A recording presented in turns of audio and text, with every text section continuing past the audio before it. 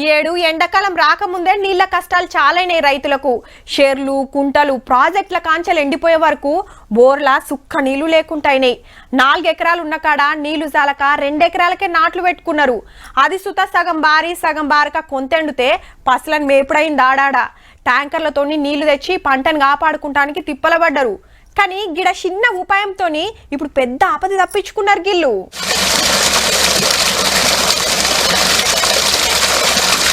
బోర్లకెళ్ళి గీ తీర్ల నీళ్ళొస్తున్నాయంటే పాత ఇడియో కావచ్చు అనుకునేరు. ఇప్పటిదే కట్కొత్తినమంటే ఆగకుండా వస్తుంది. మళ్ళా ఎండలు చేయబట్టి అంతటా బోర్లెండిపాయే. గింతగన్నం నీళ్ళేడొస్తున్నాయి అంటారా?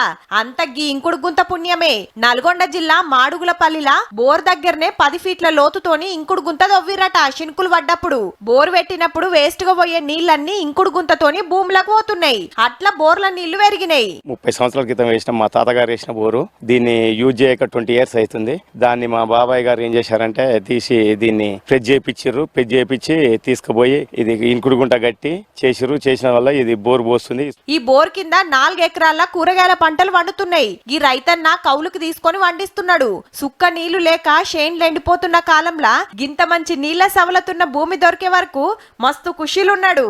మా సారు ఇంకుడు గుంత ఏర్పాటు చేసిండు. ఇంకుడు గుంత ఏర్పడడం వల్ల వాటర్ అనేది భూగర్భజలం పెరిగి బోర్ బాగా పోయడం జరిగింది. దాని వలన మేము 4 ఎకరాలు కూరగాయలు వేయడం జరిగింది. పొలం కాడ వేసిన చిన్న ఈకుమతితోని ఎండాకాలంలా నీళ్ల తిప్పలు లేకుండా వేసింది. సక్కదనాల పంటలు వండిస్తున్నది. ఇండ్ల కాడ ఇంకుడు గుంతలతోని నీళ్ల కష్టాలు తప్పించుకున్నట్టే పొలాల కాడ ఈ ఉపాయం చేస్తే మీకు కష్టాలు తప్పుతాయేమో. జర ఆలోచన చెయ్యుర్రే అన్నలు.